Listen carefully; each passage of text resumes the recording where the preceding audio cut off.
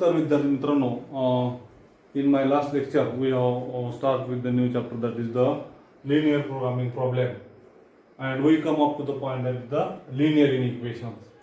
So what is the linear inequations? We know that the equation of the form like ax plus by is less than or equal to c, and the linear equation like ax plus by is greater than or equal to c. This type of the equations are called as the linear inequation in two variable, and we know that the linear inequation in one variable can be defined as like this: x is greater than or equal to a, x is less than or equal to a, and x is less than or equal to 0, x is greater than or equal to 0. All such type of the equations are called as the linear inequations. Also we draw the graphs of these linear inequations. आपण या प्रकारच्या सर्व linear इक्वेशनचे graphs कसे draw करायचे हे आपण शिकलेलो आहोत. So today we solve some problems depending upon that linear inequations. So the first problem is solve the given problem by the graphical method. हा प्रॉब्लेम आपल्याला याचा ग्राफिकल मेथडने सॉल्व करायचा आहे. मग to solve this problem by graphical method, first we have to convert this inequality into the equality. आपल्याला हा problem graphical मेथडने solve करताना हे जी काही इनइक्वेशन्स आहेत, इनइक्वालिटी आहे, ही इक्वालिटीचं रूपांतर इक्वालिटी मध्ये करायचं आहे. म्हणजेच काय, तर x is equal to 0, this is equation number 1, and y is equal to 0, this is equation number 2. Now draw the graph of this line and draw the graph of this line. We know that this is the equation of y-axis and this is the equation of x-axis. So draw the two lines, that is x-axis and y-axis. So this is the equation of y-axis. So first draw the y-axis like this. This is the y-axis. Okay, no problem. Now draw the second line, that is y is equal to 0. This is the x-axis. So this is x-axis. Okay, this is x-axis. Now this is the x dash, this is y dash, and this is y. Okay, now we have to choose the region in which it has the solution. Now see here, x is greater than or equal to 0. x is greater than or equal to 0. x हा 0 पेक्षा मोठा आहे. मग x ची किंमत म्हणजे ही जी line आहे x is equal to 0 म्हणजे y ऍक्सिस आहे. हे y ऍक्सिसच्या या साइडला सर्व x च्या किमती 0 पेक्षा मोठ्या आहे. बघा, इथं 1 आहे, इथं 2, इथं 3, इथं 4, इथं 5, इथं -1, -2, -3, -4 and -5, इथं +1, +2, +3 and +4. This is -1, -2, -3 and -4. Okay, आता बघा, this is the line x is equal to 0. This is the line x is equal to 0. So it has the solution x is greater than or equal to 0. मग x ची प्रत्येक किंमत 0 पेक्षा मोठी कोणत्या बाजूला आहे? या लाईनच्या या बाजूला आहे. म्हणून या लाईनला इकडे सोल्युशन आहे, या लाईनला या बाजूला सोल्युशन आहे. Okay, this equation has the this solutions आहे. Okay, now secondly y is equal to 0. y is equal to 0. आता y is equal to 0 जर लाइन असेल तर this is the y is equal to 0 line. Okay, and it has the solution y is greater than 0. म्हणजे y च्या किमती 0 पेक्षा मोठ्या कोणत्या बाजूला आहेत? तर या बाजूला आहे. म्हणून या लाईनला या बाजूला सोल्युशन आहे, या लाईनला या बाजूला सोल्युशन आहे. Okay, now we have to choose the common region of these two lines. या दोन लाईनला कॉमन रिजन मध्ये जिथं सोल्युशन आहे तो कॉमन दोघांचा रिजन फाइंड करायचा आहे. बघा, या लाईनला या इथं सोल्युशन आहे, परंतु या लाईनला इकडे सोल्युशन नाही, कारण y हे 0 पेक्षा लहान आहे तिकडं. ओके, म्हणून या दोघांचा इथं या लाईनला इथं सोल्युशन आहे, पण या लाईनला इथं सोल्युशन नाही, म्हणून ह्या कॉमन रिजन दोघांचा होणार नाही. Okay, this is not a common region. Okay, now secondly, if you observe that in this case there is no any line has solution. या रिजन मध्ये म्हणजे फोर्थ क्वाड्रंट मध्ये दोन्ही लाईनला सोल्युशन नाहीये.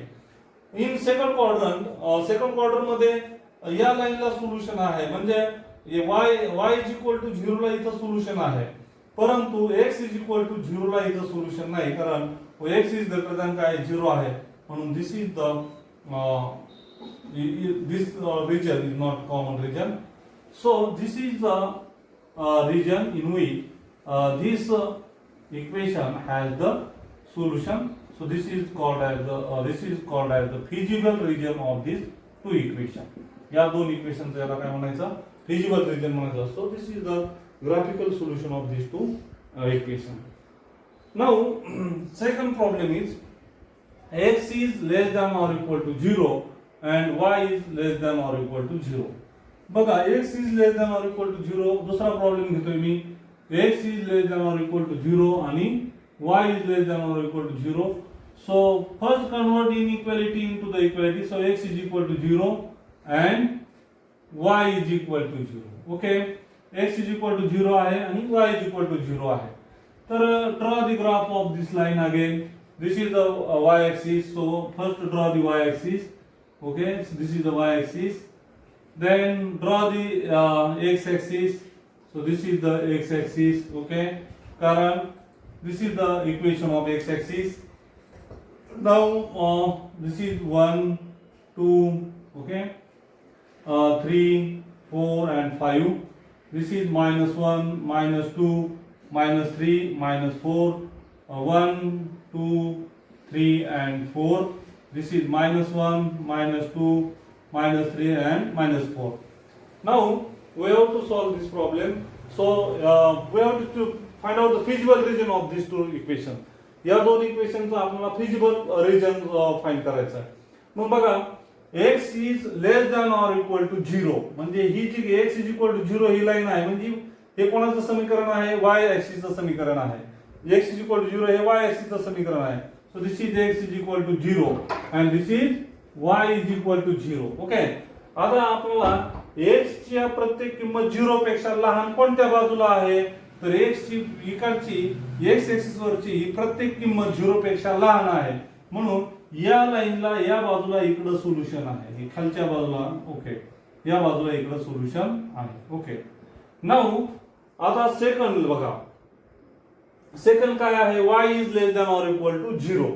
y is less than or equal to 0 म्हणजे काय, तर y ऍक्सिस म्हणजे y इज इक्वल टू 0 म्हणजे काय, तर ही line. Okay, y is equal to 0, या लाईनला y is less than or equal to 0 कडे y ची प्रत्येक किंमत 0 पेक्षा लहान कोणत्या बाजूला आहे, खालच्या बाजूला आहे. बघा, हे -1 -2 -3 -4 हे सगळे म्हणजे 0 पेक्षा काय तर लहान आहे, म्हणून या लाईनला या खालच्या बाजूला इकडे सोल्युशन आहे, इकडे या बाजूला सोल्युशन आहे. बरोबर. आता common region, common feasible region find करायचा आहे. आता ह्या सेकंड क्वाड्रंटचा जर आपण विचार केला तर या लाईनला पहिल्या लाईनला सोल्युशन आहे, परंतु सेकंड लाईनला वर सोल्युशन नाही, म्हणून this is not a common feasible region. This is not a common feasible region. Okay, आता फर्स्ट क्वाड्रंट कडे जर पाहिलं तर फर्स्ट क्वाड्रंट मध्ये कोणत्याच लाईनला सोल्युशन नाही, म्हणून त्याचा विचारच करायचा नाही. आता थर्ड क्वाड्रंट मध्ये जर गेलो, फोर्थ क्वाड्रंट मध्ये जर गेलो तर फोर्थ क्वाड्रंट मध्ये फक्त y इज इक्वल टू 0 ला सोल्युशन आहे, x इज इक्वल टू 0 ला इथं सोल्युशन नाही, म्हणून this is not common region. Okay, this is not common region.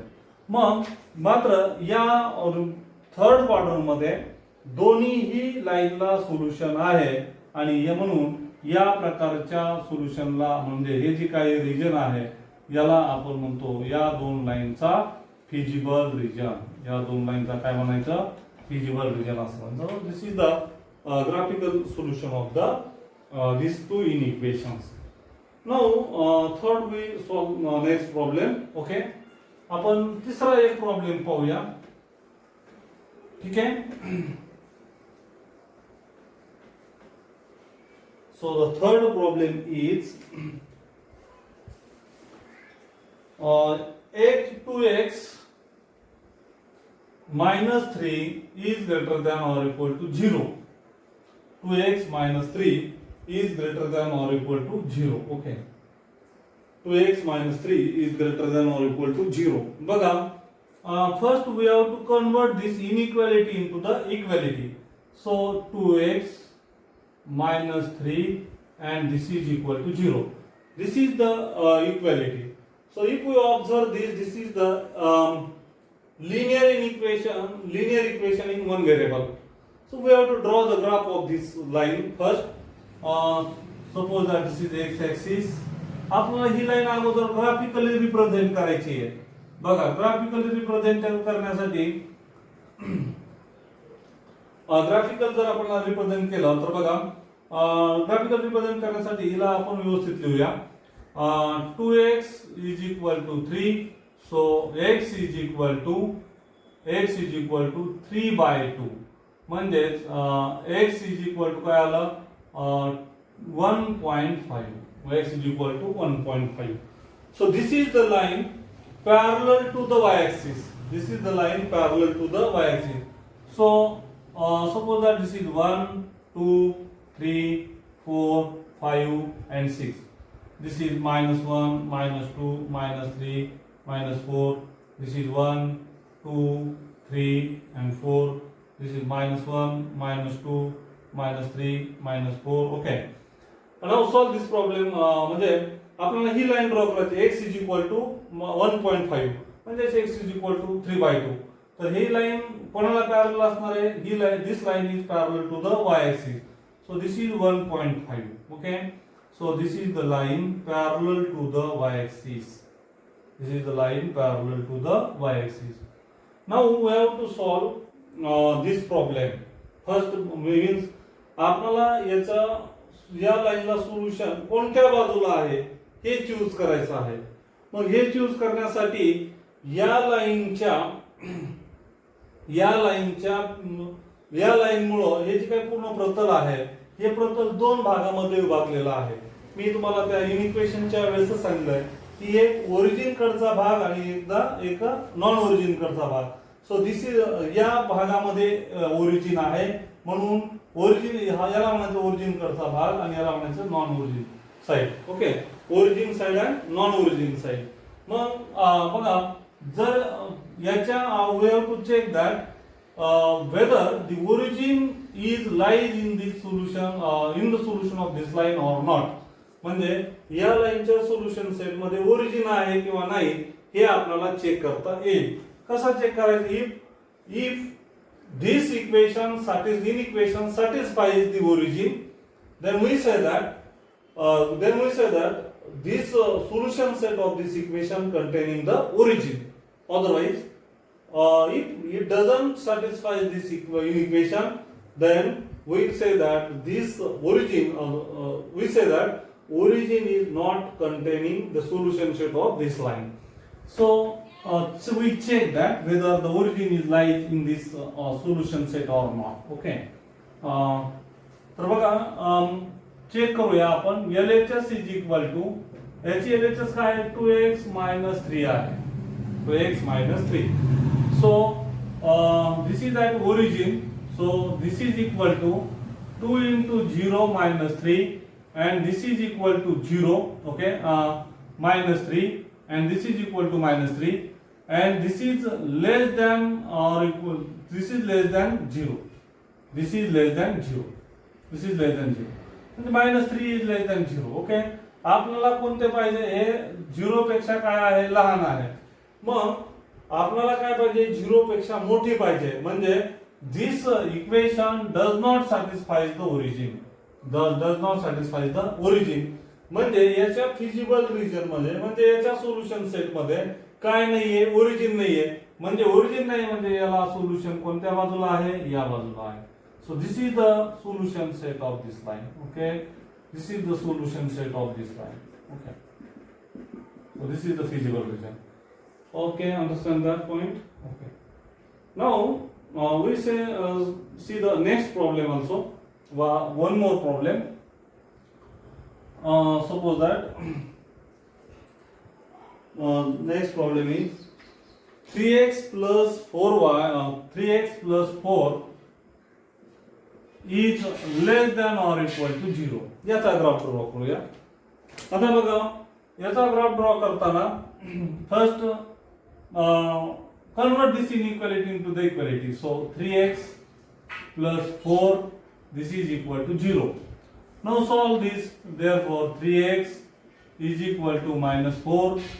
So x is equal to minus 4 by 3. So this is again a line parallel to the y-axis. This is the line again parallel to the y-axis. Okay. मग ही line पण काय आहे y-axis ला parallel आहे. ठीक आहे. समजा this is the line parallel to the y-axis. We draw the graph of this line. Okay. So this is 1, 2, 3, 4, minus 1, minus 2, minus 3 and minus 4. 1, 2, 3, 4. This is minus 1, minus 2, minus 3 and minus 4. Okay. आता याचा minus okay 1.9. So 1.9 minus 1.9 is like this. This is minus 1.9. Okay.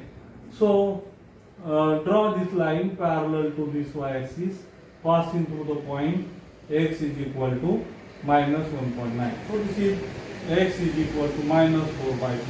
This is the line. Now we have to check that whether the solution set containing the origin or not. या लाईनच्या solution set मध्ये origin आहे किंवा नाही हे check करायचं. मग बघा ओरिजिन आहे किंवा नाही हे जर चेक करायचं असेल तर LHS इज इक्वल टू काय LHS 3x plus 4 बरोबर 3 into 0 plus 4. Okay. And this is equal to काय आलं 4. आता 4 हे 0 पेक्षा मोठे आहेत. 4 is greater than 0. So 4 is greater than 0. So आपल्याला काय पाहिजे less than or equal to 0 पाहिजे. मग याचा अर्थ की या लाईनच्या म्हणजे this origin does not satisfy this equation in equation.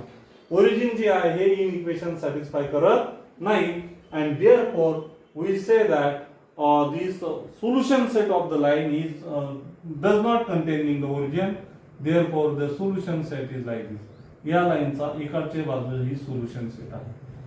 अशा पद्धतीने आपण एखाद्या लाईनच्या सोल्युशन सेट मध्ये ओरिजिन आहे किंवा नाही आपण शोधू शकतो किंवा फाइंड करू शकतो. आणि त्याच्या अनुषंगाने आपण त्या लाईनचा फिजिबल रिजन हा ओरिजिन साइड आहे का नॉन ओरिजिन साइड आहे हे आपण ठरवू शकतो. तर या ठिकाणी आपण थांबूया. In my last lecture next lecture we see one more problem which is related to this point. Okay.